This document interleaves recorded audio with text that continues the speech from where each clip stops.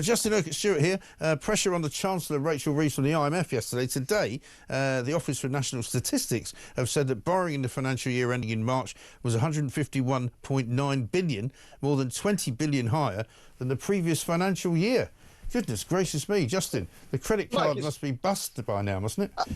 I must welcome you to my large, ever-growing black hole, which was, as you bought about 22 billion, it's now probably doubled that.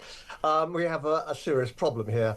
Unfortunately, of course, what we're going to be seeing over the next few weeks is probably some excuses to what's happening, such as we can blame, President Trump, because what he's doing with tariffs and things like that, and what's happened there.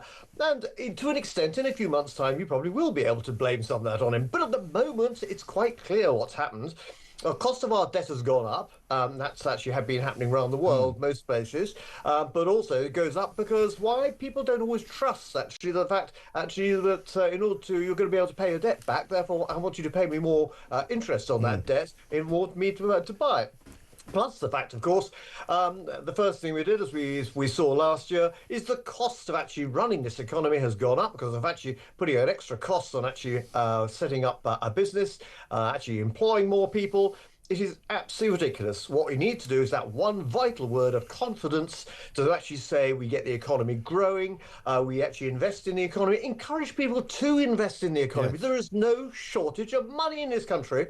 It's just that actually it's not actually being directed into those new businesses, which are there and ready to set up. But as you quite rightly have also said, the number of also businesses actually shutting at the moment is hardly surprising because the cost of actually employing people has gone up. That, I'm afraid, at a moment like this, is not a clever idea. No, indeed. And are a lot of these borrowings being done by the government actually borrowing money to pay more debt off, as it were? You know, the 14.6 billion they borrowed in March comes after they borrowed, I think, 17 billion in December and similar figures in January and February. I mean, what are they actually doing with the money? Well, every year we used to spend round about 50 billion a year, which is round about the same as our defence budget, just on the interest on our debt. This year, it'll probably be about 110 billion. 110 billion. That's a huge amount of money just going on that. So the answer is yes, more money is being borrowed because we're actually to have to pay more of that debt.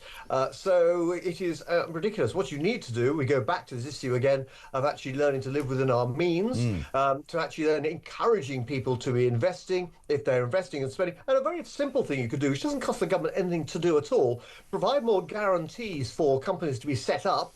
You only have to, government has to pay for that when they go bust. If they go bust, some will be very successful, and lo and behold, they pay more tax and the government gets more income. Not that difficult. And the other bit, of course, is remember most of our economy, and most of us watching and listening to you this morning, we are trying to pay our mortgages or rent or whatever. If we actually move house or move flat, whatever happens like that, then we actually spend more money. So why don't you get rid of stamp duty on housing transactions, which doesn't earn a lot of money? Encourage people, allow people to move. Kitchen goes, bathroom goes, the dog goes. Well, you probably keep the dog. But what will end up happening, though, is actually spending more money on VAT, and that's more money going through. It's constructive growth in the economy, which will mean, therefore, you've got more money coming in. You don't have to borrow quite so much. And lo and behold, you heaven forfend, you even start paying debt down. And yes, we do that. Remember the days once in Mrs. Thatcher where actually we were paying debt down. There was a headline in the Daily Telegraph which said, is there going to be a gilt market in 20 years because we won't have any borrowings? Oh, well, those are the days. I mean, if only some of these financial predictors could get something right. That would be a first, wouldn't it? That would be really good. And the OBR's got it wrong again, it would seem. But listen, great to see you. Justin Urquhart Stewart, thank you very much indeed, with a gloomy look at the outcome for the near foreseeable future. There's a piece in the newspaper today saying that record numbers of people now are getting into the ISA market because the ISA interest rate has gone as high as 4.12%, the biggest monthly rise since October 2023. 3.5 billion has been invested into cash ISAs in February alone. That's 84% up compared to April so far last year, which is pretty extraordinary stuff.